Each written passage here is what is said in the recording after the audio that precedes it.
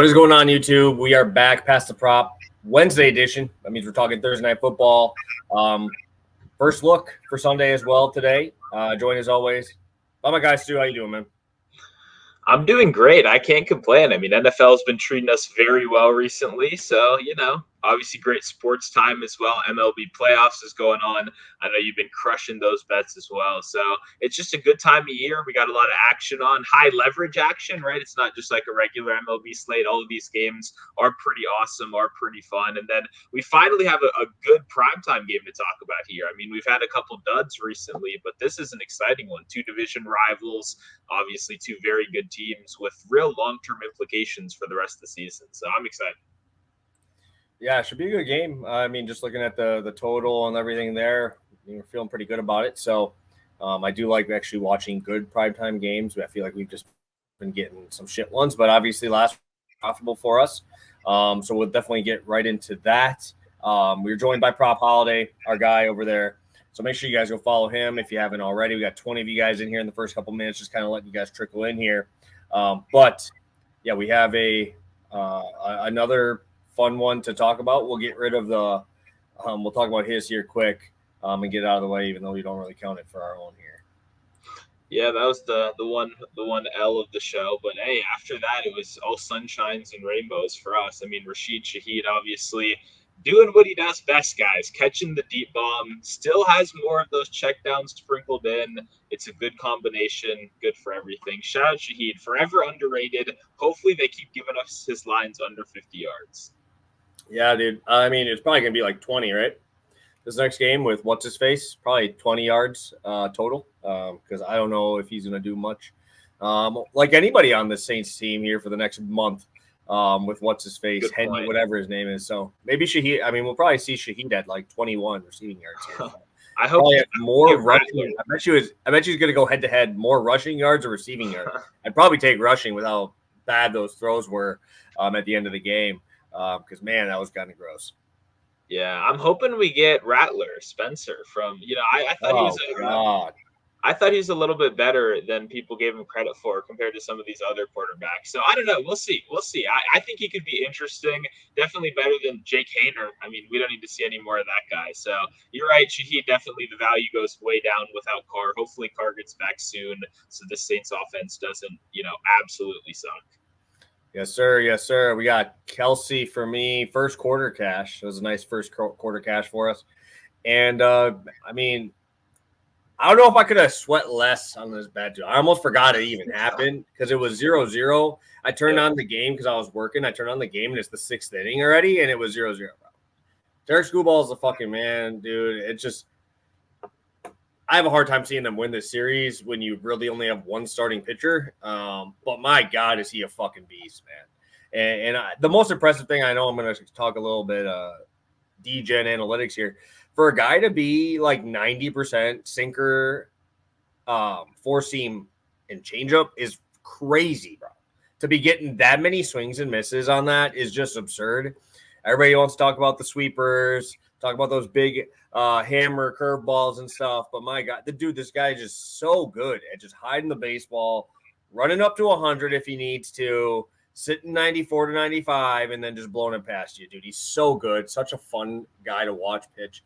I almost want this to go 5 to see if Schoolball tries to go again. But it's going to be tough. This Guardians team I like quite a bit. But obviously Kelsey gets it in the first quarter. So, yeah, it was a nice quick one there. Yeah, that was about as sweat-free as possible, right? Obviously, getting the easy cash during the day. I was watching Scooball as well. That was a fantastic game and a fantastic ending to the game as well. And then Kelsey, like you said, easy, so easy. First quarter, I mean, got the job done ASAP right there. So that was a lot of fun. Nice and easy cash right here. Yeah, so we get 2-0 on those, and then you and Prop Holiday get to talk about a little juju action there. I was going to say, shout out to Prop Holiday once again, bringing to the show. I think we talked about Juju more than all of our plays. Like, we talked about him at the end of the show for like 20 minutes. Like, it was full on. I'm so glad he brought it up. I was all over. He was all over. I know the whole Discord, everybody got it in. It was great to see. It was fantastic to see. So that was a good community cash. Everybody got it in. And it was awesome. Juju, I mean, did way better than I expected. We were still shitting on him a little. We liked the opportunity. We didn't clearly like the player as much. We were a little bit worried about him, but he balled out. He looks like that Steelers version of himself all those years back. So good for him, man. That's what Patrick Mahomes can do to a guy, right? He can really make you look like the best version of yourself, like off the couch, almost immediately. Kareem Hunt, same thing, right? Shout out to the people that got in Kareem Hunt, 15 plus carries as well. It was bet 365 only, kind of lame that nobody else does that, but I mean that was way easier than I expected as well. So awesome show, everything went our way. It was great. Very much enjoyed this. Yeah, guys, it's always enjoyable to feel like things that we talk about on here actually like happen in real, like when you get to actually see it happen. I don't think it could have gone much better, and I appreciate it, Billy. We appreciate the support there, and I just feel like these last like 3-4 weeks, it's just been kind of crazy on the show. We were negative units through the first 2 weeks of NFL. Obviously, that usually happens with you using last year's data, but we're pushing 16 units right now, guys, with long shots in there. Obviously, we've hit quite a few touchdown ones. We had a Jaden Reed plus 800. We just hit the quarter unit spots on that Juju bet. I mean, it's been pretty crazy, and obviously a 2-0 sweep on the show for straight bets for us, and then obviously Stu getting in that money with some Juju there. So feeling very, very good where you're at. I don't know if I'd be surprised if you could find a show that's not betting like 19,000 long shots and hitting one plus 10,000 parlay, bro. I'd be surprised to find anybody doing better content for free here. So if you guys could hit that like button, almost 16 units. Stu, anything else to say about this before we get into today? Yeah, no, let's just try to do it all over again. I mean, it went all according to plan. You can't be much more happy with that. So keep it pushing, use that information, and we got an even better game, right? We weren't even that excited about this one. So now we got a good game today. Probably going to be one of my higher volume primetime games of the season, honestly. So definitely excited to get into it and talk about it. All righty, let me just type up what we have here. It's San Francisco. I'm going to type the 49ers. 49ers at the Seahawks this week. Should be a fun one there. Obviously, we like the rivalry games in this spot. We have a 3.5 point spread in favor of the 49ers in this spot, Stu. Is there a angle you want to go with, especially with the over-under sitting at 48.5? It is a very high total here. Any thoughts initially on those? Of those four options we have. Yeah, I was telling you before the show, I thought this could sneakily be like kind of an overs game, but clearly the market was ready for that because these are two very strong defenses. I did not expect it to be at 48.5. I almost expected like a whole nother key number lower, near like 44, 44.5. So they were clearly ready for this. So for me, it'd have to be a side or it'd have to be a side because I think the total's a little bit out of hand. I like the Niners, even at the 3.5. There've been a couple threes at points in the week. Obviously, if you do like the Niners, try your best to snipe one of those if you can, because that's such an important distinction, especially with two really good defenses here. But for me, I mean, when a team's on a 5-0 like winning streak with a point differential of 15 during those 5 wins, it's hard for me to go against them, especially at a very like hungry spot, right? They're down 2-3. They clearly don't look like a 2-3 team. The market isn't pricing them like one, but the wins aren't showing up. They're choking away some big leads. They don't have their foot on the gas all game. Problems you're not really used to with the 49ers, right? Normally when they're up a couple scores, they're pretty good at putting guys away. So I do think this is a good bounce back spot. Not only like that locker room, I'm sure being a pretty tough place after losing that game last week, after having their lowest pressure rate of the season, after Joey Bosa only recording 1 pressure, like one of those things where the team was not at their best. And I think even against the Seahawks team that is middle of the road to above average, they have some good wide receivers. Tariq Woolen is likely going to miss this game, which I think could be a real spike for like a Brandon Ayuk out on the outside. But I think it's going to be a close competitive game. I think both teams are going to have to score a decent amount. But just with the way the Niners have been playing this year, with how they're kind of in a spot where they need this win pretty bad, I think they pull it out. I think Jordan Mason has a really good game on the ground. And Brock Purdy has been leading the league in EPA per play on play action plays in back-to-back weeks. Daniel Jones, Jared Goff have both completed 12 passes for 140 yards on play action alone. They've diced up this defense on play action. I think that could happen again right here. So I think it'll be a good one. I think the Niners take the win, though. Yeah, I ain't betting on the Niners, bro. I can't bet the Niners, bro. I watch enough Niners football and just like, what the hell is this team doing? In big moments, they don't show up, bro. They just haven't shown up in those big spots, like those third down plays where you need to stop. They haven't done anything to show me any confidence there. And guess who's on the other side, bro? They got to face Goat Gino in Seattle, bro. And when primetime Goat Gino comes out, bro, I'm getting 3.5. I'll take 3, bro. Give me Seattle. I'm all in on Seattle, baby. Whenever I get Gino and he's the only game on, this dude is literally probably Hall of Famer every time. So I'm put up almost 400 on the Lions when he was in the last primetime game. How am I going to go against him? So I think if I had to, my favorite would probably just be a team total. I don't even know what it is, but I'd rather just take a team total because I think he cooks again because Gino is that dude. But I'll take 3.5 just because, I kind of have to roll with Gino in the spot at home. I think it'll be fun. It'll be a good game for a Thursday night. Yeah, I mean, I'm super excited. It'll be a big game for McDonald as well and his defense. They're once again struggling. Down Nuoso, they're down their rookie from Texas. His name's escaping me right now, but he got injured in week 3. Mafe is questionable. That'll really be a big deal because, like I said last show, he's been one of the best pass rushers in the league. I think that's kind of a big thing for me is like how well can their defense hold up against Purdy, and that's kind of why I think there's going to be offense on both sides. So the 3 versus 3.5 is a really big deal. Like for me, I'm way less interested at 3.5 versus 3 on the Niners side. So I would be very like price sensitive when you're buying this week, you know. Yeah, and I believe did I see Hufunga's out for multiple weeks too? I think so. Yeah. With the thumb. So just another reason, baby. Gino about to cook. So I'm excited for that. Let's take a look at the chat here. Shout out to Prop Holiday. Obviously, you guys cooking that up.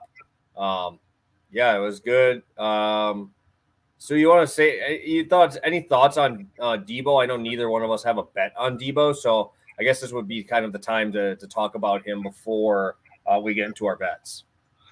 Yeah, I do like Debo, but I think it's kind of tough, right? Because one, I mean, it's a different defensive system than the last couple of years, right? McDonald bringing in a new crew. It's a kind of a new look defense right here. So it's kind of hard to use those past stats as much. My biggest thing is, like you said, he notoriously struggles versus man.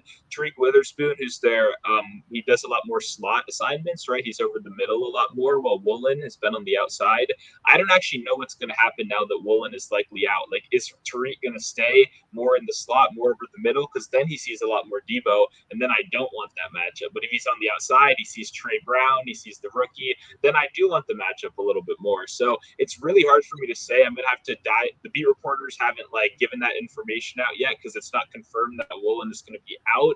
So I'm not really sure who Witherspoon sees. That's the guy I want to avoid in this offense. So I don't have a great answer for you right now. I would say I lean against Debo just because I think he probably does see a decent amount of Witherspoon. I think Ayuk and Juwan Jennings on those downfield throws are probably going to be where Woolen's presence is felt the most with him missing. So a little bit of a tricky spot right now with the injuries, but I would lean probably against Debo and more for Ayuk this week. Awesome. Obviously, you kind of mentioned about Jordan Mason as well. On a short week, they need to obviously show up. You expect them to be able to run the ball pretty well here. We talked about the Lions in that spot as well. So we could see a game get a little bit shortened on their side of the field. But yeah, we got 38 of you guys in here live with us first couple minutes, 14 minutes in. I think it's time. Let's get to our best bets for Thursday Night Football. And I'll kick it over to you, Stu. I like this play a lot. Sounds good. We're going Kenneth Walker over 18.5 receiving yards.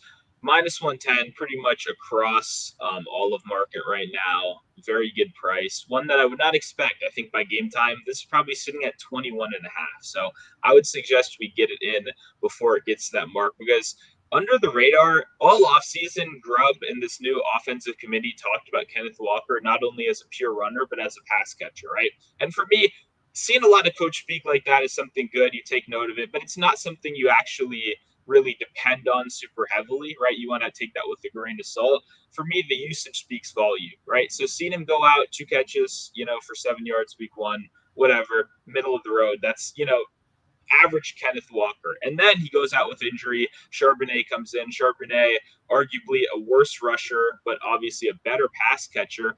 I'm thinking, okay, Charbonnet looked pretty good.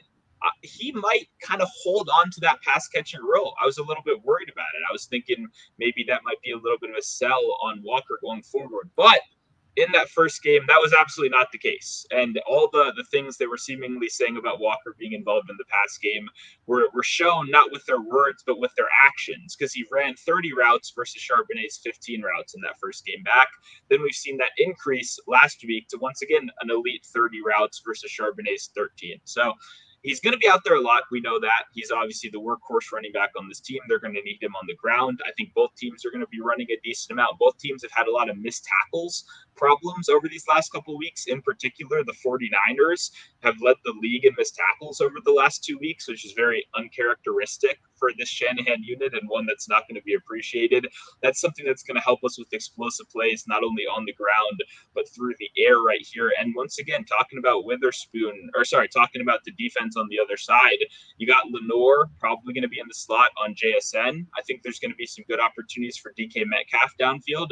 Tyler Lockett is kind of a jack of all trades at this point. He's going to get his 50 yards kind of no matter what. He always finds a way there. But I think the overall opportunity is going to be really good for Kenneth Walker here. And we've seen running backs really take advantage. The 49ers are allowing the 4th most yards per catch. So far, we've seen 4 or 5 running backs go over this number. The only one that did not was James Conner, but we saw Ramondre Stevenson and Antonio Gibson crush this number, both going over 30. We saw Brees Hall 39. We saw Aaron Jones, not Aaron Judge, although I would believe in Aaron Judge to do it at this point. Seems like that guy's a superhuman. Aaron Jones had 36 receiving yards. Kyron Williams had 27 receiving yards. So we've seen plenty of receiving backs cash this number against them all year. It makes a lot of logical sense. The 49ers, in theory, they want to stop these explosive plays. They want to keep things shorter. They struggled a little bit more this year. Their defense isn't playing at the highest level, but like I said, recorded their lowest pressure rate of the season last week, 21%.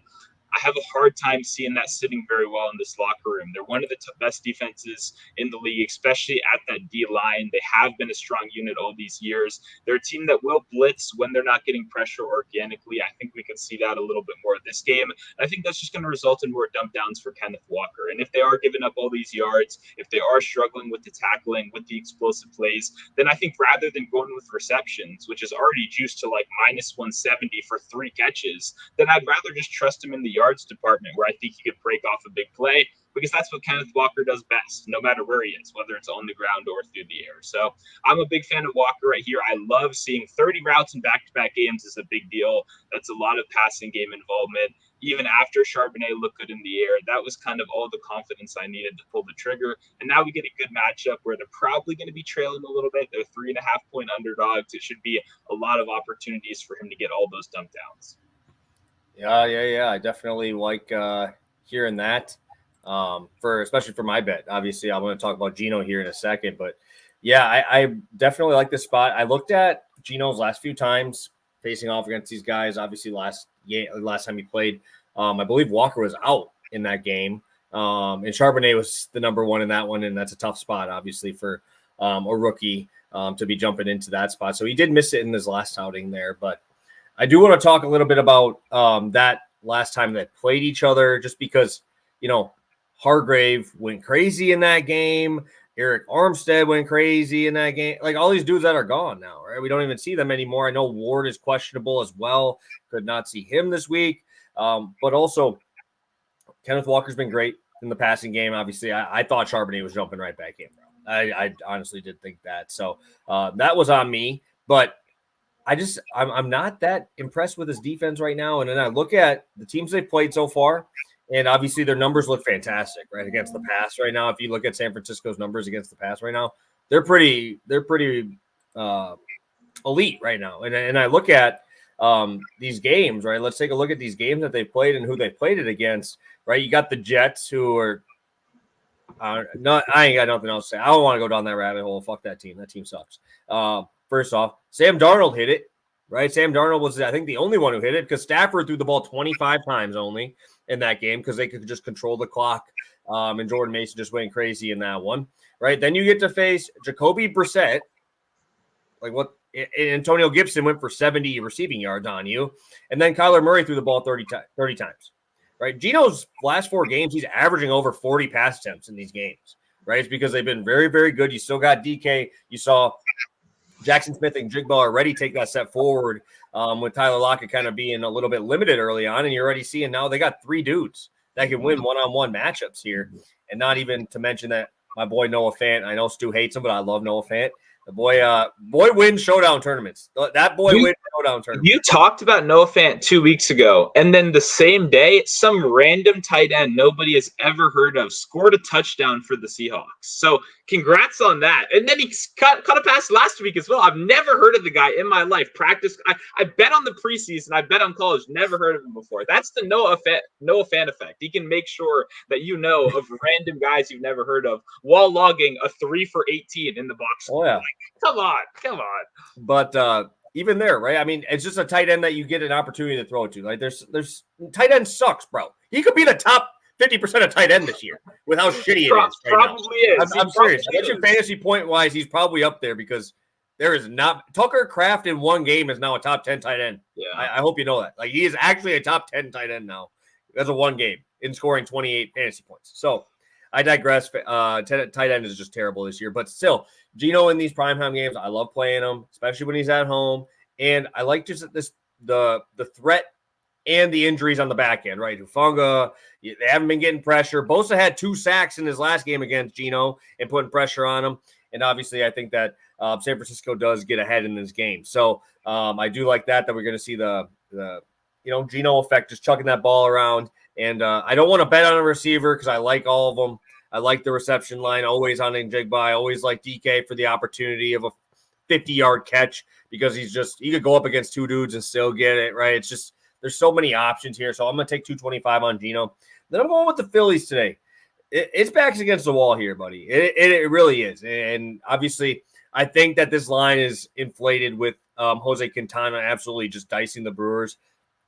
I'm after Mania last night, dude, and this is my thing, and I said this on my show this morning, is there's so much hype right now on how Mania did, and I looked at it, dude, he gave up like 5 or 6 balls over 105, right? So they were hit hard, right? I mean, the first inning alone, Schwarber should have had a bomb. Trey Turner hit 106, and Bryce Harper hit 105 on an 0-2 count. So I'm not saying he didn't throw well, but I'm saying there was luck involved in some of that as well as baseball, right? It is. But when you have a guy like Quintana who does not miss bats, you have a Phillies team who's, again, top 5 WRC plus against left-handed pitching, backs against the wall. You have Ranger Suarez, who in his postseason career, sub-2 ERA, and you're going to give me plus money for them to win the first 5. I'm going to take the extra half. I'm going to take the whole extra run there. I feel great about 1.5 runs here. Are the Phillies going to lay down? I don't think so. This lineup is too good, and I'm not going to be running to roll with a guy like Jose Quintana, who, yes, he has thrown well. Yes, I get it. Over the last month, he has been very, very good. But if you tell me this, let's say 2 months ago, and you saw Ranger Suarez facing Jose Quintana, the Phillies are minus 190, bro. Maybe minus 200. But we had the injury to Ranger Suarez. Quintana's had 3 good starts in a row. Come on now. And now you're going to give me plus money on the Phillies, bro, where I think that lineup is significantly better than this lineup, top to bottom. Obviously, the bottom 2 or 3 in the order have been just kind of dog. But looking at Quintana right now this year, he's still got a 4.5 expected ERA on the year, right? He's got an 18% K rate, a 9% walk rate. Like, I get it. He's old. He's had starts here. But, I mean, this is the Phillies, man. This is the team that has this postseason experience. I don't think that's going to make that big of a difference with Ranger Suarez when he gets to walk out there and get to show out here. So first postseason start for him this postseason for Suarez. But we seen him in the World Series, man. This dude went crazy, dude. He went crazy. So sign me up for the Phillies. I think that's a great price. I'm going to take them regular. I'm going to take the Phillies here. I don't mind even taking the Phillies to win the series at 2-1 because this Phillies team is Obviously going to get that home matchup if they win this game, but so I'm pretty much betting on them to get there and then maybe hedging out in that game 5 because I really do like the Phillies tonight with Ranger on the bump and obviously the Mets kind of getting that momentum slowed down here. Yeah, no, I mean, I like the combo right here. Obviously, I have not been as locked into the Phillies series, but I like what you said about if these two teams faced and knowing the pitchers at hand, right? Just a couple like weeks ago, right? Even before this recent surge, right? We'd be looking at totally different pricing in the market. We're not big on overreacting on the show, right? We're big on kind of getting those buy low spots. And that sounds like it's what you're doing right here. And then obviously you talked about Gino. Definitely agree. Definitely think this is a situation where we see, like I said, an over game script. I think a lot of passing. I do think running the ball will be key for both of these teams, but what they create with explosive plays off of that, with play action, with these downfield targets, I think that's going to be more than enough to get Gino there. And like you said, he's one of those rare guys. I did shit on like even a Noah Fant, but even beyond the 3 good weapons he has a pass catching running back, and like you said, Fant's a guy that can break an explosive play. He can for a tight end, he has a more rare ability to give you a downfield play, which is something that you want when you're just buying the whole package with a quarterback, right? You're not picking the individual pieces. So he's more set up to kind of gain these passing yards than almost anyone else out there. And I definitely like the look. Sir, yeah, I looked at the last couple starts. Right, you start to see in his last 5 starts, obviously Quintana's been very, very good. One of those was against the Phillies at Philly, but you want to go back to the middle of the year when he got to face Phillies at home, I think the Phillies put up a 7-piece up on him. So I'm hoping they blow him up today. Give me a game 5 with rivals, man. You're getting a lot of rivalry spots here. You got the Padres with the Dodgers. Give me those game 5s. And we got the AL Central with Cleveland and Detroit. Give me a game 5, baby. I want to see these games go 5 and get another 4-game slate because it's probably the last one we're going to get, unfortunately. Yeah, well, we'll see what happens, man. I'm rooting for the Tigers. Like I said before, I don't really care about Phillies Mets. Obviously, these are both enemies in my eyes. So I got a lot of Philly fans in the chat, and actually a lot of Mets fans as well. So good luck to both of you. I hope it ties. I hope we figure out a way for us to tie and neither team move forward. Yeah, no, I'm in a tough spot with that with the Detroit series because, like, I get it. I want Detroit to win, but I also don't think they have a chance to actually win the World Series. Whereas the Guardians can just like make these games like 6-inning games and win. Detroit has one starter. You can't win like that. You can't win a sustained World Series with one starter, right? So, and I think the Guardians have that where they can win 2-0 games, 1-0 games consistently because they have all these young pitchers we haven't even seen yet, right? I mean, you obviously you got Bybee, you got Williams, you got all these dudes yet, and now they're throwing Alex Cobb today, who Alex Cobb is nice when he's healthy. Like when he's healthy, he's actually nice. So it makes it tough for me because I want Detroit to win because they're a smaller market, but also Cleveland is a small market and they actually have a chance. So I will be rooting for the Guardians here just because I do want these smaller market teams to get a chance to win there because, like, come on, give me the Guardians against I hope it's the Royals, to be honest, but realistically, probably the Yankees. But the Yankees bullpen hasn't been that great. And if it's tie game, 6th inning, I like the Guardians' chances. So obviously, and I'm a Brewers fan. Stephen Vogt was a catcher for us for a while. He's the manager over there. So shout out to the Guardians. Hopefully they can get it done and get that run there. So, all right, Stu. Let's take a look at Sunday. I don't see any other questions. I do not bet first touchdowns. I mean, I don't think we do really bet first touchdowns on the show. Do you have any thoughts on Ayuk? I know you talked about him. You like him better a little bit than Debo, but that's first touchdown is kind of scary. It's been brutal this week too. I mean, or this season. I mean, it's been chalk city. Like running back one, plus 400, plus 350. Like it's in prime time. It's been so rough. So with a game with Jordan Mason and Kenneth Walker on both sides, like I can't. Thank you. Yeah, if I do, it's going to be a long shot. You know what I mean? Like if you do, it's not going to be a 6 or 7 to 1. It's going to be like a 35 to 1 Juwan Jennings. That's much rather where I'd go when the 2 favorites are very likely to get the job done. So I like Ayuk a lot in the game. Nothing against him. Just first touchdowns it's not really our market in general on the show, but not something I would be going after with 2 high-level running backs in the game as well. And truly, it's really nobody's market because I don't really know anybody who, unless you're betting like every single game and you get lucky twice, like, I don't know. I see a lot of people betting it, and it's just like, all right, like you can do first basket because there's like a lot of guys who shoot the first time, and you can look at all that stuff, but like first touchdown, dude, that's just it's a shit show, man. It's just an absolute shit show. So, yeah, do not touch those. I do not at least touch those first five or first five. Jesus Christ, first touchdown markets. So, all right, Stu, I think we're on to the Sunday slate. Let's take a look. What's it? Favorite game of the week? Obviously, I know you're probably going to want to talk some Washington. Do you want to just get that out of the way now before we talk about anything else? How could we possibly go a different direction? This isn't just my game of the week. This is the world's game of the week. We got Lamar Jackson, 2-time MVP, versus the perennial rookie of the year, the future rookie of the year. He's the current rookie of the year. You can crown him the rookie of the year right now.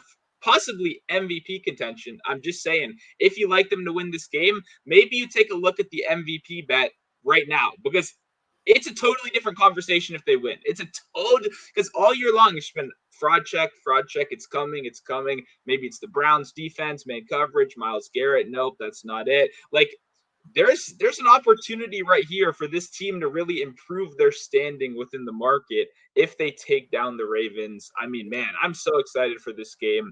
Obviously, it is hard to trust a team that their defense has like really come on over these last couple of weeks, but we know on paper it's not a good defense. Like, there's no way I can see them being above like the 17th best defense in the league. If they were the 17th best defense, I'd be happy. It's most likely they're closer to 35, 36. I see you laughing over there already. We're back-to-back strong performances. And hey, all you got to do is get pressure. Dan Quinn, that's what he wants to do. They're going to blitz a lot. Luvu has looked really good as a blitzing linebacker. That was a fantastic pickup. Like, if they can get pressure on Lamar, if they can make him uncomfortable, we know the Ravens do not like playing from behind. So I'm excited. We just need an early lead right here. Jane Daniels popping off, because I think Jane Daniels can play from behind. He can pass the ball. I mean, Lamar Jackson, when he goes behind, it's a little bit concerning. So let's get an early lead here. The biggest concern is the Ravens have like the best rush defense in football. So it's going to be really hard for Washington to kind of to get their offense started. They do a lot of short yardage stuff, a lot of running. I'm a little bit concerned about that, but I'm fired up. Give me Washington money line, baby. Let's go. I think this is an absolute just fucking beatdown, bro. I actually think that this is an act. I feel bad because like everybody was about to bet on Daniels this week. They're like, oh, he's got a chance against dude. Lamar Jackson's gonna put up 500 total yards in this game. Like, actually, like look at those. I get it. You want to talk about those last two teams, but Arizona's a fraud, bro. Come on, we both know that. We bet on Kyler enough that team is a fraud. They're good for one drive, right? Their first drive of the game, they're probably the best team in the league. After that, they suck. We'll put it at that. And then, I mean, Deshaun Watson couldn't play in a fucking AFL, bro. He couldn't even play in the XFL, bro. And now we're getting all this hype on him. I get it. He's been playing well, but I don't know, man. How do I want to take anybody against Lamar right now, especially with this defense? Like, what are the lines for Lamar? Like, Lamar might go. I'm serious. He might do 500 total yards of offense in this game. Let's see. We're at 221 passing yards, and then if his rushing yards isn't close to 60, I'm going 56. To just. It's 56. I'm gonna hope that FanDuel by Friday has the special of Lamar Jackson 400 total, 500 total. Like, this dude is about to cook. Like, and I'm kind of nervous for like, and that's not even talking Derrick Henry just beating the right up the middle. Like, he can actually do it. Like, this dude is bigger than your defensive lineman now. Like, this dude's just trucking everybody, still leading the league in rushing. Like, I think this is the fraud check for the Commanders. Honestly, that's where I'm at right now because like, yeah, that's very possible.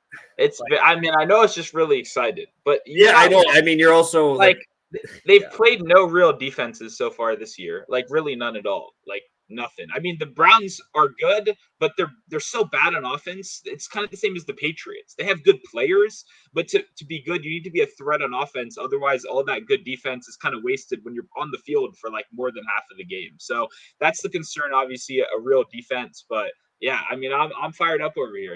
I'm fired up. So we'll see what happens. I'm ready to go. I'll definitely have some bets in that game. Both quarterbacks rushing should be very interesting as well. This will be Daniel's biggest test by far. It's in Baltimore too, right? I believe it's on the road. Yeah, it's definitely on the road because I'd be there if it wasn't. Yeah, it's on the road, which is also not good. Baltimore, not a very friendly home crowd. So we'll see what happens. Maybe we'll even have some fans in enemy territory. Normally it's the other way around. Maybe we'll sneak up to Baltimore a little bit, have some presence there. We're not too far. A lot of DC fans are in Maryland. The stadium's in Maryland. We're both Maryland teams pretty much. So I don't know. I'm ready to go. I need this to get to 7 though. Don't you think it's weird that it hasn't got to 7 yet? 6.5 opener, 6.5 all week. There's got to be some money coming in from some smart people on the Commanders because I would have thought it would have crossed to 7 or 7.5 by now, and I think it's interesting. It will when all the short money comes in at the end. Like it's all going to come in at the end because everybody's probably like you, like, hey, Jane Daniels, man, I just had to hear freaking Dominic Foxworth on ESPN, bro. He's the MVP, bro. Jane Daniels, the MVP, dude. Come on, dude. Like. Yeah. ESPN bet's just trying to make money, bro, and everybody watches it and just plays all that shit. It's obvious. This shit is like Lamar Jackson is just gonna put on an absolute clinic.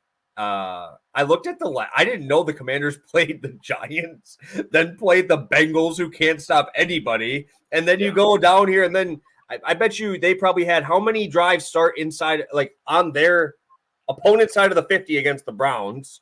Right, because Deshaun Watson can't do anything, like actually can't do anything.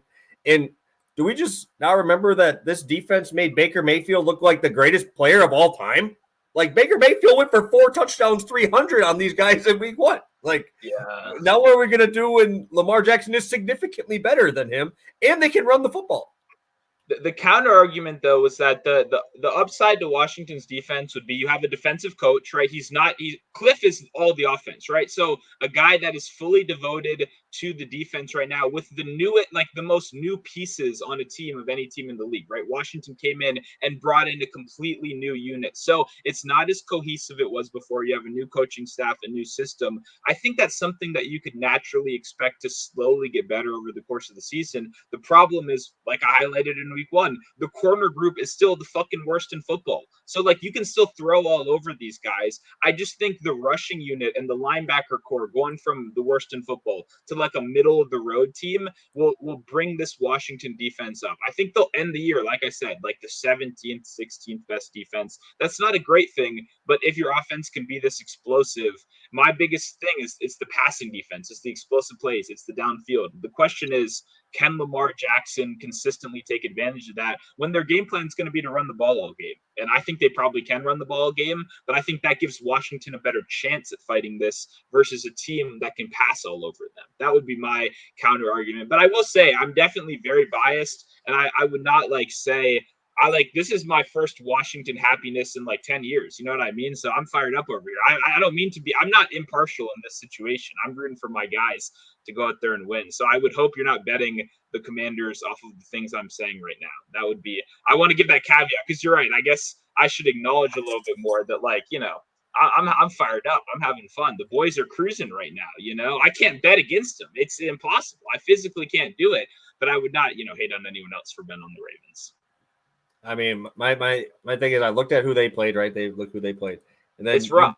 They played at Kansas City, Baltimore. They played the Bills and they beat them by 25. They played at the Cowboys and won. And then they just put up 41. And they were down 14 in that game. We're done with this game, but I mean, my God, dude, I have to bet the Ravens team total. I'm going to probably put more than I put on a max unit bet on these for the Ravens team total. Lamar rushing, Lamar passing, they're dropping 40 in this game, bro. Unless you think Brian Robinson's gonna. What is it? What's the team total right now? I don't know. I'm guessing 27.5, something like that. It's got to be high as hell. That's a hammer. I mean, it's got to be right. I don't hate that either. The defense does suck, so I don't hate that right now. We'll see. 29.5 juice to the over on FanDuel. And I still love that, bro. I still love that shit, dude. Damn, bro. That's gonna be I hope some people are just like, hey, Washington can run the football and hold the ball for a long time, and hopefully they won't score 4 touchdowns. Lamar Jackson scored 4 touchdowns on his own, bro. Like he's scoring 4. I don't even know if I need to talk about another game, bro. I'm good with nothing, no other games here because I think this is the only game of the week. I think instead of the rest of the games, I'll just bet every player in this game individually. Those will be my props this week. I think the only other thing I want to touch on before we get out of here is that Dallas game. I think the Dallas game is maybe as big, if not bigger, because you get the Detroit Lions on the other side coming off a bye week. Yeah. We talk about Dallas kind of having like a finesse defense here. Well, you're going to get punched in the fucking mouth by the Lions right away. And you got CD coming off of that. They come off a win there, but CD was mouthing to Dak. But somebody's got to do it because Mike McCarthy ain't going to say shit. So worst coach in the NFL. I don't give a shit. McCarthy is the worst coach in the NFL. He's probably, I don't know, I literally just rode the coattails of Aaron Rodgers, and you now see what happens. Aaron Rodgers ran that fucking team. He's running this team into the ground too in the Jets. And Nathaniel Hackett is, I guess, the worst. He's the worst coach in football. McCarthy's the worst head coach in football because Nathaniel Hackett should never have ever actually coached an NFL team and is awful. So I don't need to talk about that anymore because Hackett is a fucking bum. I feel bad for the Jets. I feel bad for you because Nathaniel Hackett is just shit, dude. Like literally does nothing right. And now you have this Lions team who's getting to go to Dallas, and we're seeing the Lions still favored by 3 in Dallas, bro. So I'm pumped for that one. 52 total too. Like those are the 2 games, man. Those are the 2 games we want to look at. That's a good call. Wow. I see a good bet right now. Wow. Hey, hold off, Stu. Hold off. Don't wait. If it's a Sunday, you gotta wait. If Stu's talking about it, make sure you guys are here Friday because we ain't talking any bets, Stu. Just the game. I know. I almost wanted to say one that I'm going to fire off for the Baltimore one, but that'll be a great Friday play. But damn, you're right. This actually is kind of the game of the week right here. That's going to be awesome. The real question is just it's like, does Dallas have enough firepower? But you're right, they are at home, right? They do have that little advantage going. Obviously, this is going to be a good game. I'm just the PTSD of having David Montgomery as like my only loss in the last 2 weeks and being in the worst faction from 9 carries in the first drive to just all Jahmyr Gibbs after. Like, I don't know how I want to bet on that because I want one of those running backs. You know what I mean? But that last game was brutal. I don't want that to happen again. So we'll see what happens. We'll clearly be talking about this game more on Friday, considering you're right. It's the game of the week. That's going to be a fun one. Yeah. So we'll get to that. You can tell me the bet after so I can go lay a hammer on it quick, but we'll talk about it on Friday here. So let's get a quick recap. We still got 40 of you guys in here. Hit that like button if you haven't already, and let's get it rolling for Thursday. Sounds good. We got Kenneth Walker over 18.5 receiving yards, -110. I'd play that up to 21.5. And I'll be playing the Phillies first 5 plus 1.5. Go to FanDuel alternate run lines first 5 for that one. And then Geno 225. It is -113 right now over on FanDuel for the Thursday game. Anything else, Stu? Anything you want to talk about here before we head out? Pretty good show. We went pretty long for a one gamer. Yeah. I have another little Bet 365 special. FanDuel will have more stuff closer to game time, so I'll post some more from that. But we talked about a lot of explosive plays being allowed in this game. I like 2 guys to have 30-yard catches, so it's just a 1-catch prop. It's not like the full game. And you can get right now Tyler Lockett at +300 to have a 30-yard catch. And then Juwan Jennings has even better odds at 375.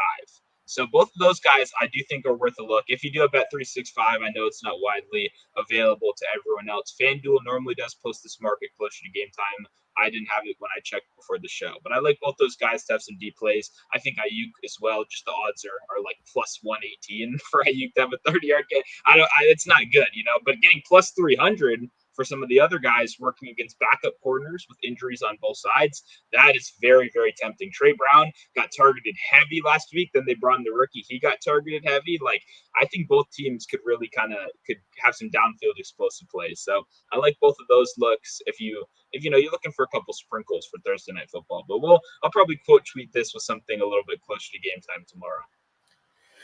Yeah, there's a lot of injuries on both sides of these defenses. So I'm assuming what is also leading to this 48.5 total because to say that you have a Cowboys game, only Cowboys Lions, where they're both high scoring teams, both wanting to push. It's only a couple points higher than this. When you think about a game in the NFC West, it's it's interesting, and I think that the 48.5 total is indicating what I think we want in these games to go over in these spots on the short week. So I don't have anything else. I don't think we have anything there. Make sure you guys are following both of us over on Twitter or X, whatever we call it now. Follow our bets if we have any extra ones that we're going to throw out there for some free plays. But obviously, we just went through those 24 and 13, 15 and a 0.9. We were trying to push it.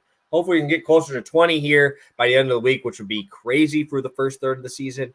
But if you guys could hit that like button on your way out. If you have any questions, drop them in the comments. We have until tomorrow to answer those for you, and we usually do. So thank you guys so much. Best of luck on any of your bets today, and we'll catch you on Friday for a pretty big slate and a fun one to talk about. I'm sure we're going to see enough talk more Washington, more Dallas.